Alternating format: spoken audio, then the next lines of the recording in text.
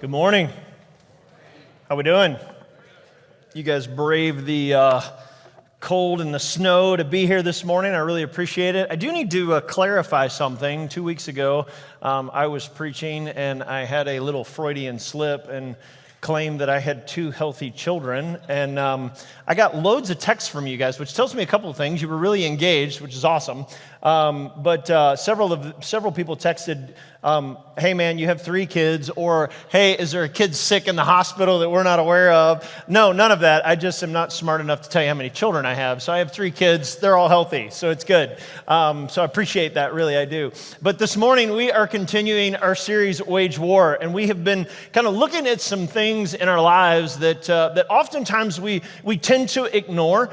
We tend not to pay attention to as much as maybe we should. And truth be told, they have more of an adverse effect on our lives than we're willing to admit it. And hence this series, because I believe that these issues, that these things are things that we actually really do need to wage war on. And this morning I want to start, some of you know I'm a lover of all things peanut butter, but there's one other issue in my life. I would call it borderline addiction, and it's these little boogers right here, Little Debbie oatmeal cream pies. Anybody lover of Little Debbie oatmeal cream pies? Yeah, see, we got a couple. My dad, when I was in college, would literally send me a box, a care package, and I would get them fairly often, and all it would be are boxes of these. There would be 30 boxes, and all the guys on my wing in the dorm would love it when I would come walking in, because they know that there would be like 1,000 Little Debbie cakes that we get to eat. But I can tell you, and it's been very difficult, I opened these this morning, to walk by this and not indulge in one of these, okay? And normally I would, but I don't typically eat breakfast on Sunday morning, but it has been everything I can do not to tear into one. Anybody want one, by the way? I'll toss a couple. Go ahead, yeah. I'll share the love. That's it. That's all you're getting, because I got to have some for later. But I got to ask, okay, what is it for you that it's just that thing? Maybe it's chocolate chip cookies, maybe it's Rice Krispie treats. I don't know what it is, but if it's going to come across your nose, you're probably not going to say no to it. Go ahead and tell the person beside you what that is. Go for it.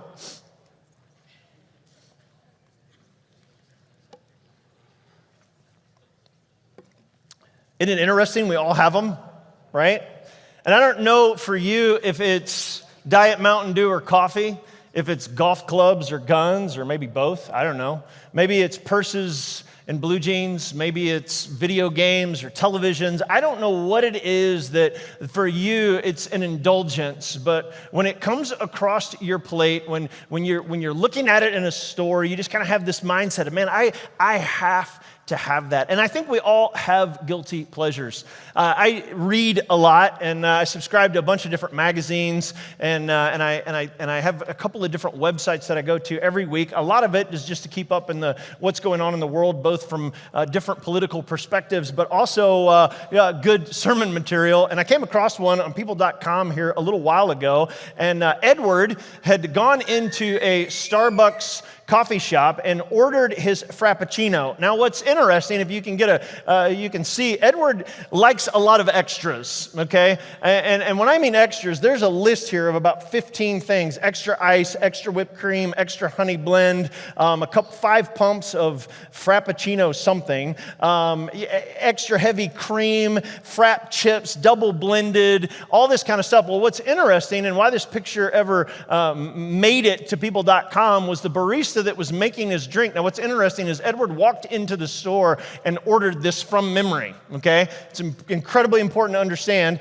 And the barista took a photo and then put it on his Twitter account, and then many other baristas from around the globe started chiming in and sharing pictures of their orders that people had walked in and asked for just these ridiculously crazy things, and it created this Twitter storm of conversation back and forth. And Starbucks actually got in on this, and they then tweeted, they said, customized beverages at Starbucks and our barista's expertise in helping customers find and craft the right beverage has and always will be the heart of the Starbucks experience.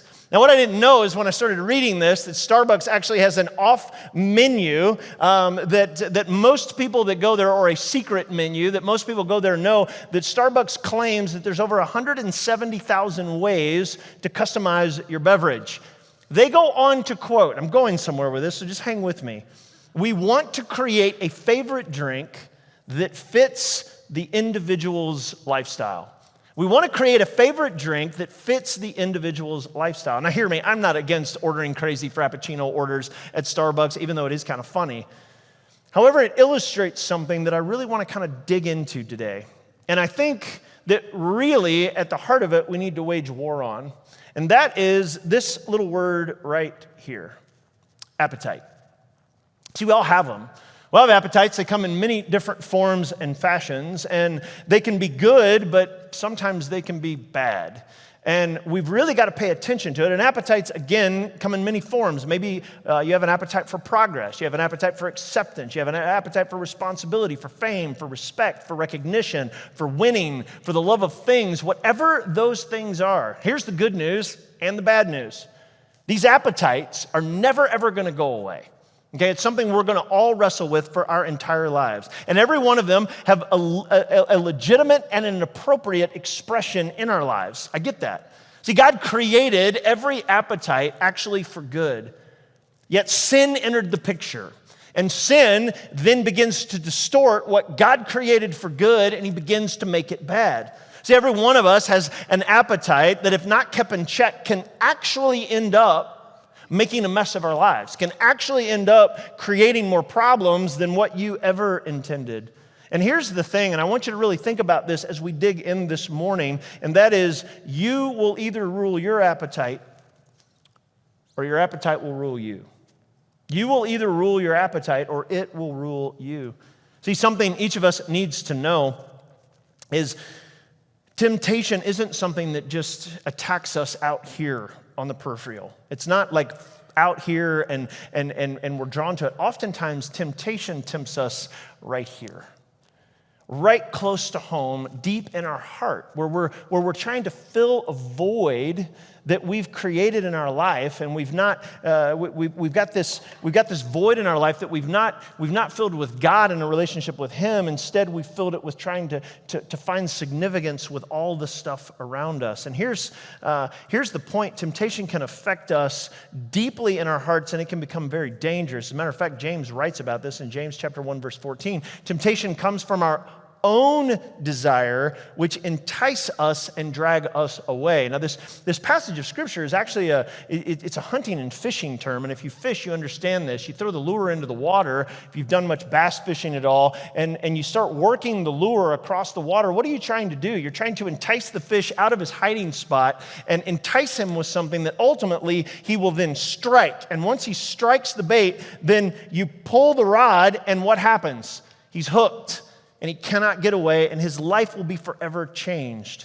And see, temptation is tempting because we, just like the fish, have these appetites that oftentimes lure us away from what God ultimately intended, and we end up getting hooked, and it ends up exploiting or being exploited by Satan.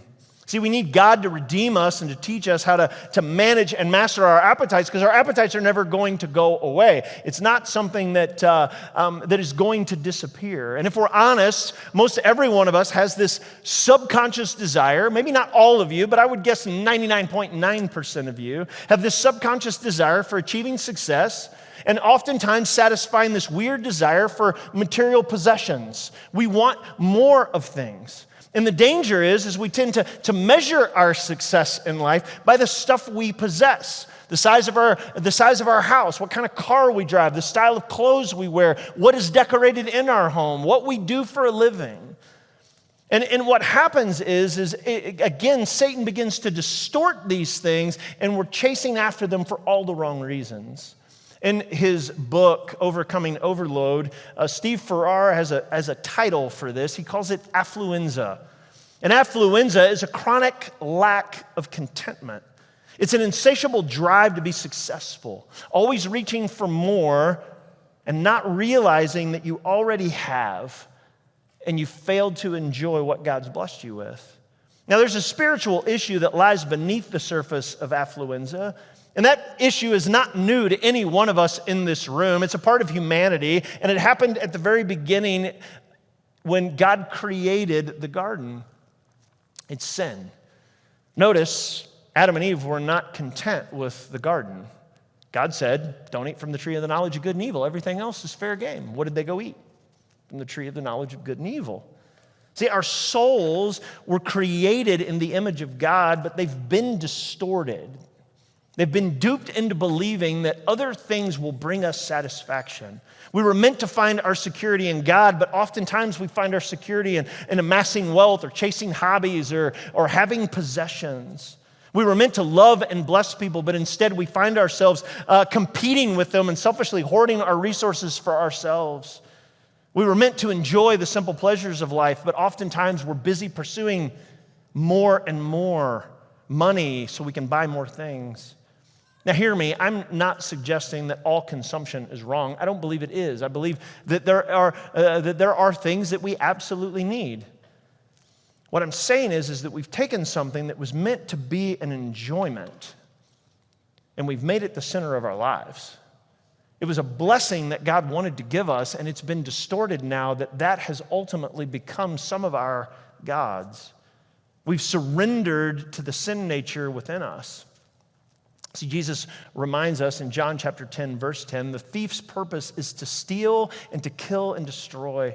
And then Jesus says, but my purpose is to give them a rich and satisfying life. What is that? Is a rich, satisfying life that you have more and more? See, I find that Satan plays on our weakness and our soul. His delight is to undermine our effectiveness for Christ's people, replacing our joy ultimately with misery. Now, let me explain. See, Satan doesn't need to tempt you with drugs. He doesn't need to tempt you to steal. He doesn't need to tempt you to have an extramarital affair, although he does with a lot of people in those areas. But no, he doesn't need to do those things to ultimately destroy the 80-something% of us that would never think about doing the things I just mentioned. All he needs to do is to convince you to try and keep up with your friends and your neighbors. The old saying, keeping up with the Joneses. Borrow against your future. Enjoy more now. Afford that you can't afford in the present. You need to indulge yourself, and ultimately you will become a slave. See, by doing this, Satan will ultimately rob you of your joy. He will make you a slave that you're stuck paying for things that you really can't afford and you really didn't need in the moment. And it ultimately keeps you from doing God's will. It ultimately keeps you from using the blessings that God has blessed you with to be a blessing to other people. See, in Proverbs chapter 22, verse 7, again, the wisest and richest man to ever lived shared these words, so he knows a thing or two about wealth. Okay, so just kind of hang with me here. See, he says, just as the rich rule the poor, so the borrower is servant to the lender. What's interesting about this passage is most translations, the NLT says servant to the lender, most actually use the word slave. The borrower is slave to the lender, meaning that you are now working to pay off something. And see, here's what the devil knows. If he can get you into debt, then he can ultimately make you a slave.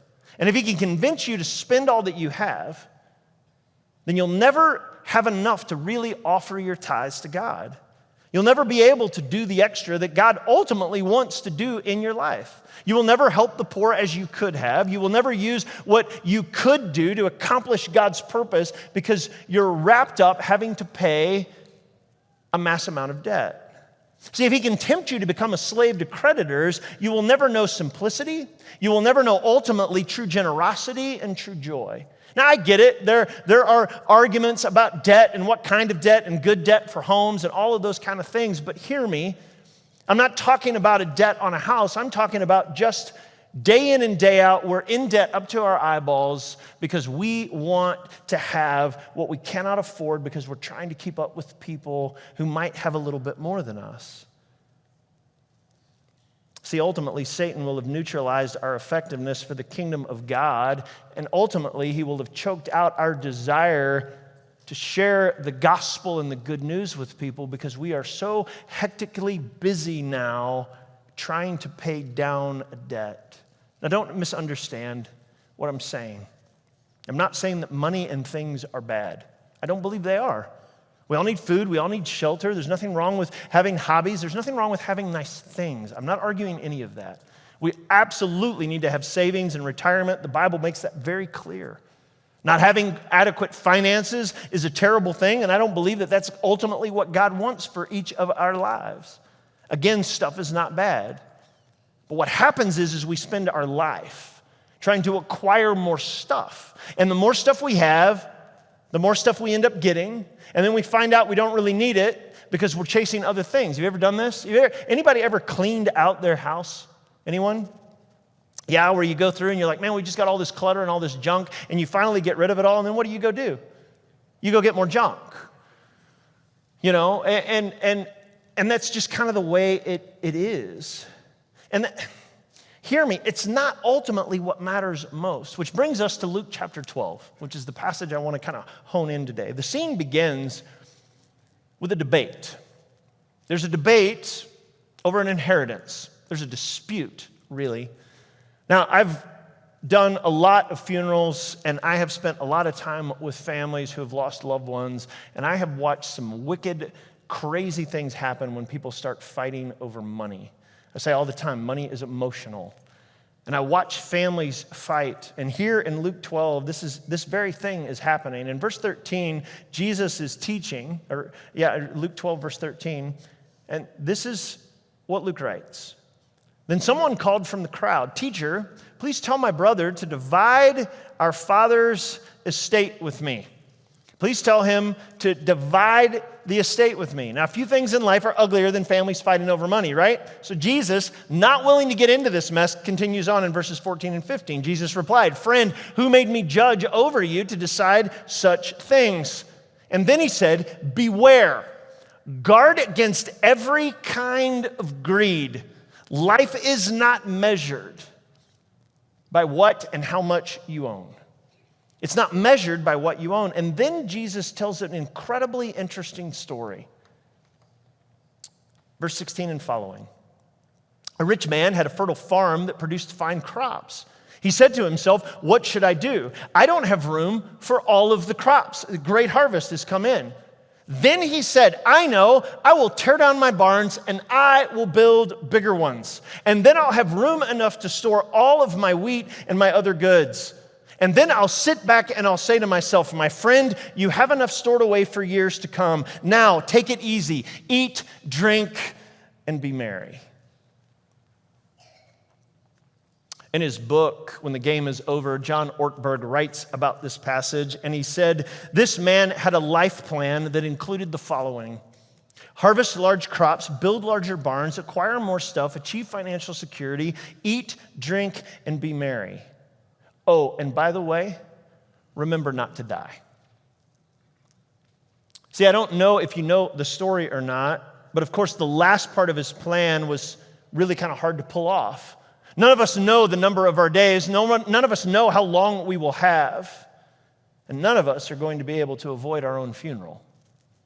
See, despite his plans to build bigger barns and acquire more stuff, this man inconveniently died. And I want you to pay attention to what God called him. Verse 21. But God said to him, "You fool, you will die this very night, and then who will get everything that you have worked for? Yes, a person is a fool to store up earthly wealth, but not have a rich relationship with God." Now, I want to pause there for a minute. Does it say that you're not allowed to have wealth? No. Does it say that you can't be wealthy and be successful? No. He's saying, yes, a person is a fool to store up worldly wealth, but, pay attention to those. I always say those holy buts in the Bible, all right? They're very important, but not having a rich relationship with God is detrimental. So if your wealth is more important than your relationship with God, if having is more important than your relationship with God, then you've got things out of whack, and God ultimately calls you a fool. See, when we make money and stuff the center of our lives, what ends up happening is we neglect ultimately our relationship with God and with others. And we are, by definition, in God's terms, a fool. See, Solomon, the wisest man to ever live, again, wrote in Ecclesiastes, those who love money will never have enough. How meaningless to think wealth brings true happiness. Again, he's not saying don't be wealthy. Solomon was crazy wealthy. He's just saying if you think wealth is going to bring you satisfaction and happiness, you're wrong. You're going to work your life for something, you're going to get it, and then you're going to find out it's really not as important as you thought it was. See, if too much of our energy, if too much of our thoughts, if too much of our heart's desire is focused on pleasure for self, getting more stuff, then ultimately there's nothing left for God to use us to move his kingdom forward. Now, hear me. And I know this isn't the case for everybody, and I know different situations in a room this size with this many people, but I want to be real with you. Not too many people are thinking about the things of God when they're sitting at their dining room table and they're staring at a stack of bills they have to pay, right? You're not. You're thinking about making sure you've got enough money at the end of the month to pay everything off.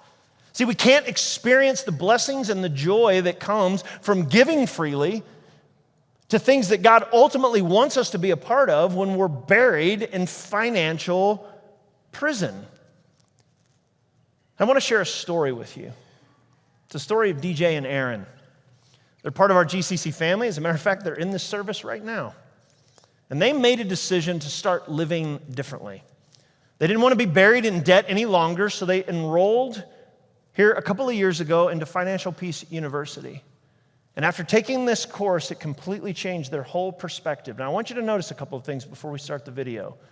Notice what they did for a living, okay? And their honesty about it. And then notice the life that they now get to live because of the choices they made. Check this out. It's an amazing story.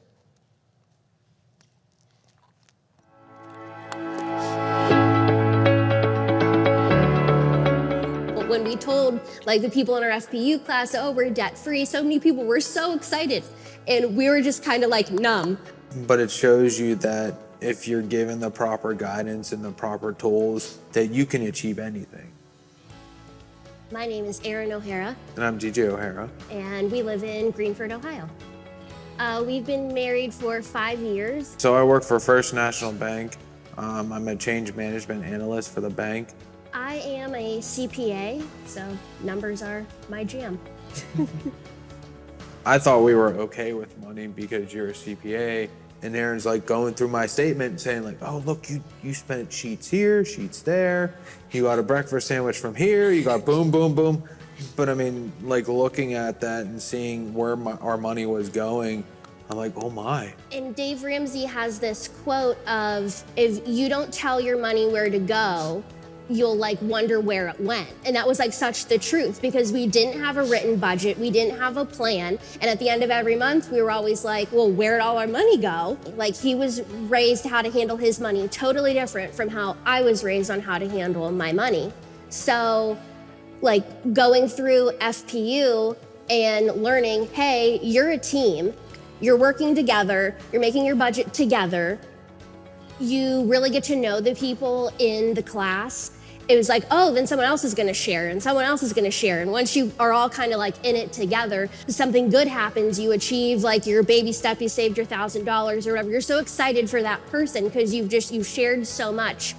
We started FPU in April of 2017. We had $160,200 of student loans plus a car loan. And we paid everything off by November of 2020. So it was 44 months. We became debt-free. Yeah. When you're making that last payment and is this really it? Is that it? Are we catch? done? I had them send us a letter. Yeah. I had them send us a letter saying, hey, your account is at zero. Yeah. And I think it took a while for me to be oh, I can relax, we're not in debt anymore. We're not chained to these student loans for the rest of our life. They are gone and we're done. After we got out of debt, we were full speed ahead into saving for our house fund, and we got our house. Yeah. We've been moved in a week, We've had the house for about a month, so we've lived here officially for a little over a week. Yeah. Yeah. It's worth its weight in gold. Like, it made our relationship stronger. It made us argue less. It made us understand who we are, and then made me understand Aaron even more than I already did. And I mean, just our decisions pre-Dave Ramsey to Dave Ramsey now is like, I mean, day and night, pushing it forward to, you know, once we start a family, showing our kids, like, this is how you manage your money so they don't end up in the position where we were. Do what he says to do. You can do anything for 9 weeks. Well, You gotta do be all in. it, go, be all in, and you won't regret that you did it. Amazing story, right? Absolutely. It's absolutely amazing what people are willing to do when they finally figure out what's the most important thing in life. And see, what's crazy is the story that God gets to tell, because the life that we now get to live, that we have more resources to be generous, that we can make impact in areas that maybe we couldn't have earlier because we were constantly paying down debt. I want you to close your eyes and I want you to think with me for just a minute. And I know some of you, this may not be fitting, but for most of us, I believe it is. I want you to imagine a life right now where this month you have no payments. You owe no one anything. It's a pretty amazing thought, isn't it? That all the money going out every month could actually be going into an account somewhere. That when a need arises, you can handle the need with no stress. When you want to be generous towards something, you can. Now, there's another situation here, and that is people who are in financial good standing, but they've still not realized the blessing that God has given them with the resources that He's blessed you with. Think about the impact if you just handled your spending a little bit differently, how much more good you could do in God's kingdom. See, here's the facts, and this is just across the board. Our culture is hyper impulsive.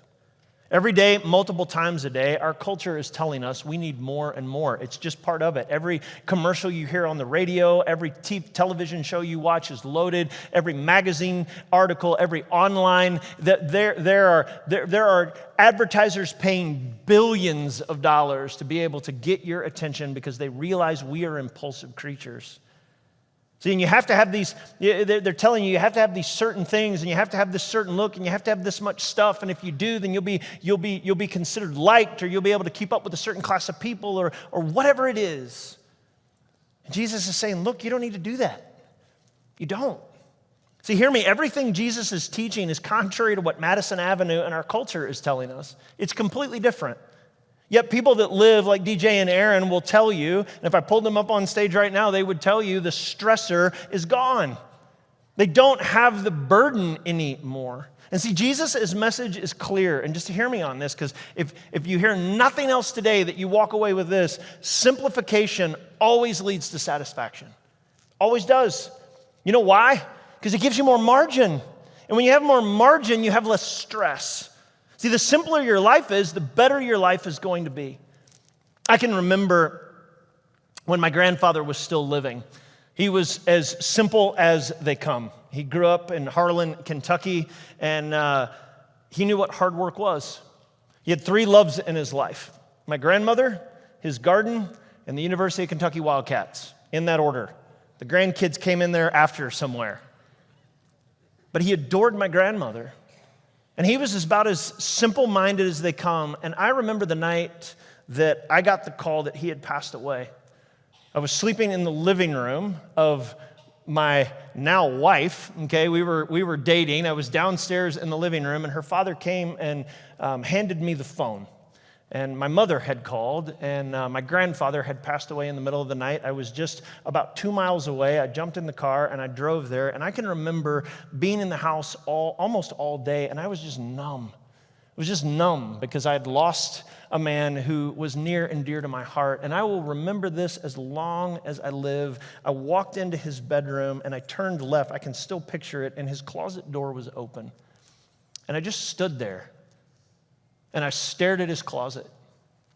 And hanging in his closet were 3 pair of blue jeans, 2 gray sweatshirts, 2 University of Kentucky sweatshirts, and a dress shirt.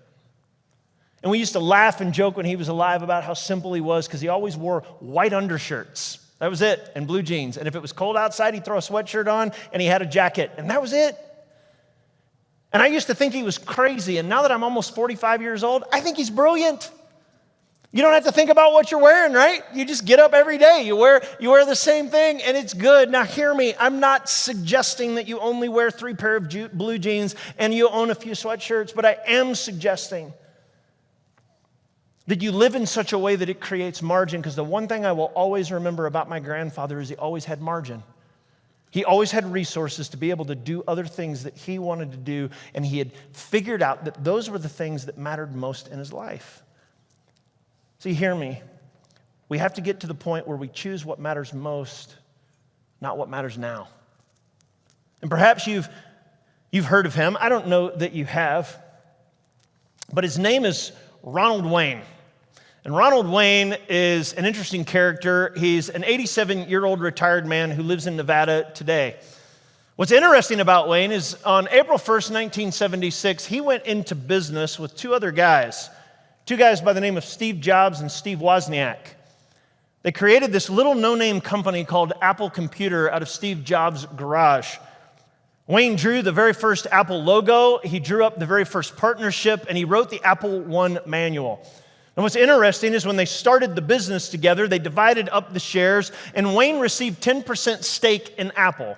Not a bad deal, but here's where the story takes a really interesting and crazy turn. Because of some personal liability and high risk in the startup venture, less than 2 weeks later, on April 12th, 1976, Wayne turned around and sold his shares back to his partners for a whopping $800. Had he held on to that 10% stake in Apple, do you want to know what his, it almost gave me a heart attack when I read it. Do you know what that 10% stake would be worth today? Today, $200 billion. $200 billion that he walked away from. Now, I know what you're thinking, because you're thinking the same thing I'm thinking. That guy's an absolute fruitcake. What in the world was he thinking? Man, if he would have only known, right? How in the world could someone do something so crazy? Hear me, I said it. Sometimes choosing what matters most is better than choosing what matters now. Here's the rest of the story. Ronald Wayne at the time was the only one of the 3 partners who had a wife and a couple of kids. With the stress of the high-risk venture, he decided that it wasn't what mattered most in his life. So he sold the shares for $800 intentionally, and he moved on. And when he was interviewed here just a little while ago, and they asked why in the world he sold it, I thought his answer was profound. He said this: "If I had stayed with Apple, I probably would have ended up the richest man in the cemetery." See, this is a guy who was looking at what mattered most. And sometimes it's not easy, and sometimes you think, oh man, I wish I would have. But he's living a life that he chose to live. And see, for this to begin to happen in our lives, we must begin to see ourselves differently. We must look at life and what God created us to be differently.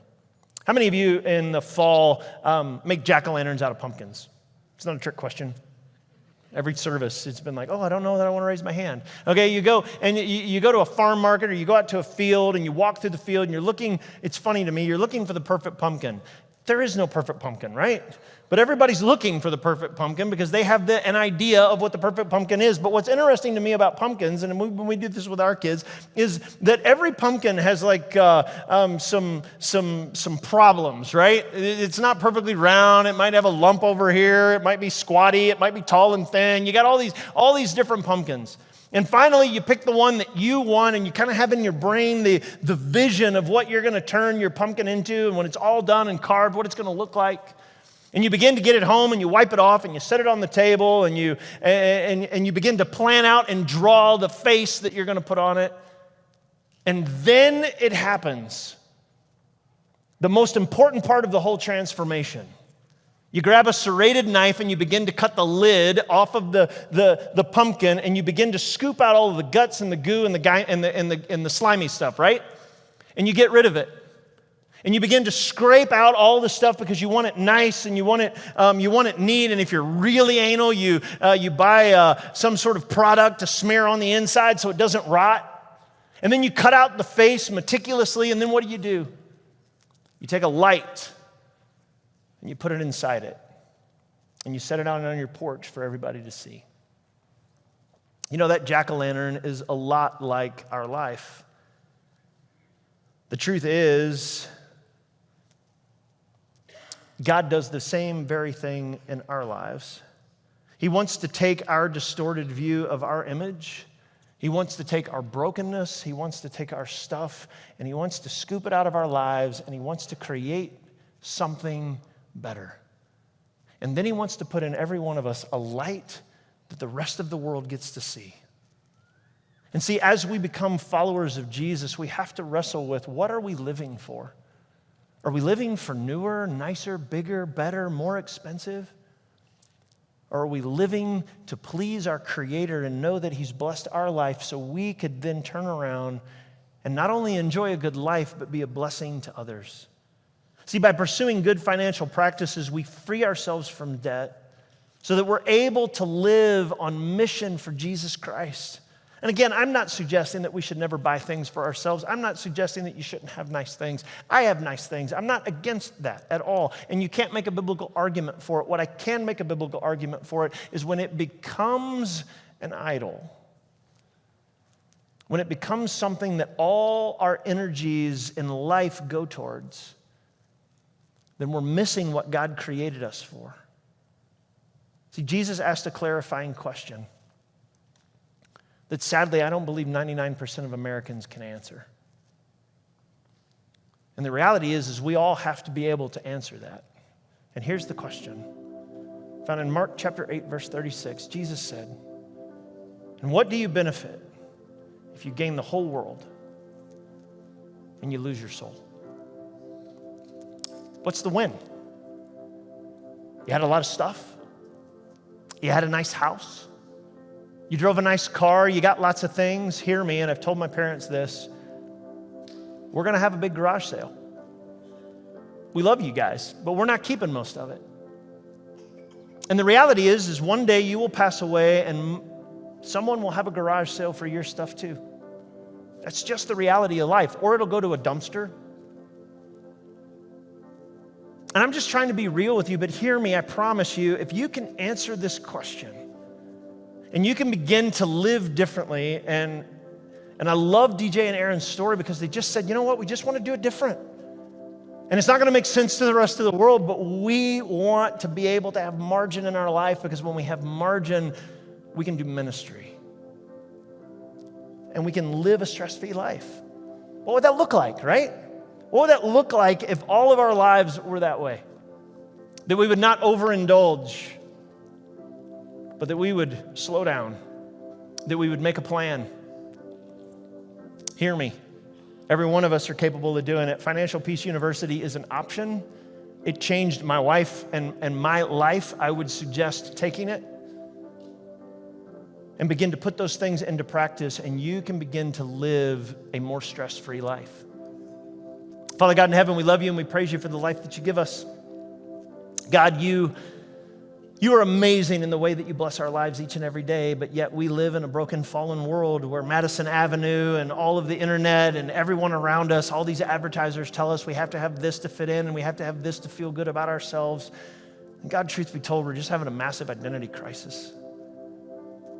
So God, this morning, I just pray that as we talk about waging war on this, that we will look at this very seriously. That we won't just blow it off and go, that doesn't make sense or that's not right, because we know it is. We know that you have created us for something way better than a bunch of stuff we own. God, we just ask that you do heart surgery on us. That you begin to mend the brokenness in our hearts, and that we begin to refocus not on the things of this world, but the things that matter most to you. Because ultimately, when it's all said and done, we want you to be pleased. We don't want to forfeit our souls for a bunch of garbage that's going to go to a dump one day. But we want to use the resources that you've given us to make a difference in people's lives. That our light will shine and that more and more people will come to know you because of the way that we've lived. And eternity will be different because of it. God, we praise you and thank you for the life that you give us. Help us not to waste it. In Christ Jesus' name I pray. And we all said as we stand and sing, amen.